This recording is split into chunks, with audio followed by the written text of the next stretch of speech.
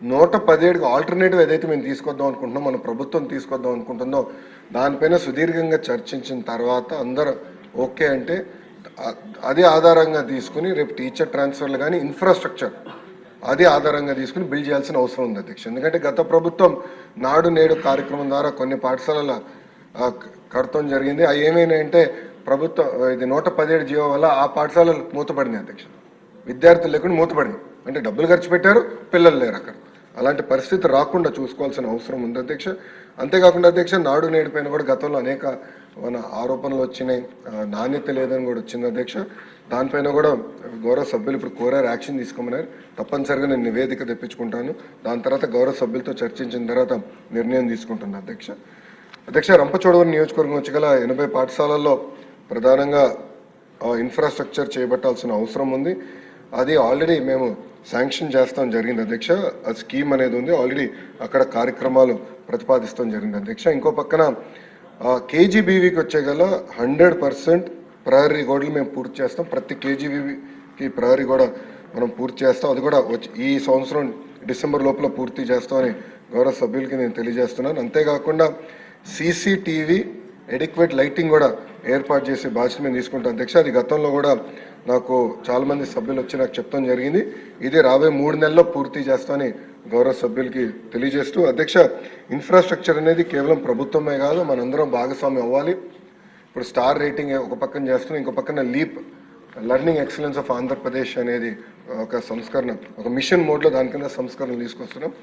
సభ్యులందరూ భాగస్వామ్యం అవ్వాలి. మీ నియోజకవర్గంలో అనేక సిఎస్ఆర్ ఇచ్చే సంస్థలు ఉంటాయి.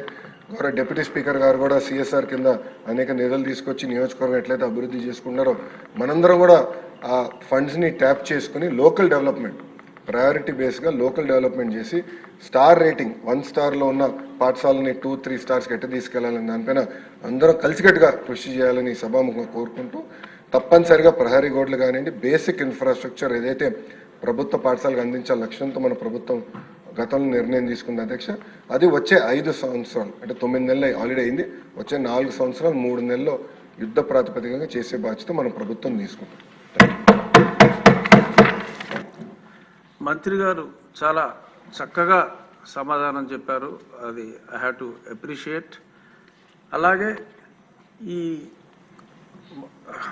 స్కూల్ బయట ఆ షాపుల సమస్యకి నా నియోజకవర్గంలో I have to share small information అందరికీ. ఎందుకంటే ఎమ్మెల్యేలు అందరూ కూడా భాగస్వామ్యం తీసుకోవాలి అని చెప్పి మంత్రి గారు చక్కగా చెప్పారు.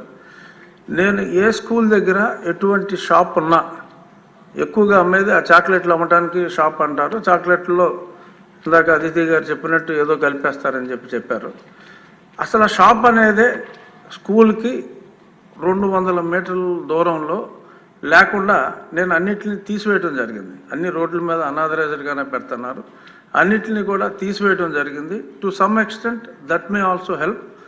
సో మీ నియోజకవర్గాల్లో మంత్రి గారు సూచించినట్టు అటువంటి చర్యలు కూడా తీసుకుంటే డెఫినెట్గా కాంపౌండ్ వాల్స్కి ఆ షాప్స్కి లింక్ లేదు. షాపులు రిమూవల్ ఒక పక్కన, కాంపౌండ్ వాల్ కడతాం ఇంకో పక్కన, CSR funds or any other funds tap చేయగలిగితే అద్భుతంగా ఉంటుంది. ధన్యవాదాలు మంత్రి గారు, చాలా చక్కటి దిశానిర్దేశం చేశారు.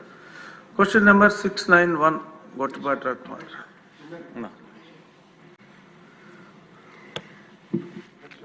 రిక్వెస్ట్ అధ్యక్ష, 4వ ప్రశ్న కూడా మా శాఖకు సంబంధించింది. గౌరవ మంత్రులు సభ్యులు ఒప్పుకుంటే ఆ ప్రశ్న కూడా సమాధానం చెప్పేస్తాను. 4వ ప్రశ్న అధ్యక్ష, విత్ యువర్ పర్మిషన్ అధ్యక్ష. అక్కడ వారు కోరిన ప్రశ్నలు వేసిన సభ్యులు ఎవరు? సమాధానం ఇస్తాను అధ్యక్ష. సమాధానం ఇవ్వండి, ఎందుకంటే చాలా ఇంపార్టెంట్ సబ్జెక్ట్ అధ్యక్ష. టీవీలో అన్నా చూసుకుంటారు. టీవీలు పగులుతాయి అధ్యక్ష ఇంట్లో, ఎందుకు అధ్యక్ష? అధ్యక్ష, లేదండి, మొత్తం 16,347 ఉపాధ్యాయుల పోస్టులు భర్తీ చేయడానికి మెగా డిఎస్సి ప్రకటన త్వరలో విడుదల చేయటం జరుగుతుంది అధ్యక్ష.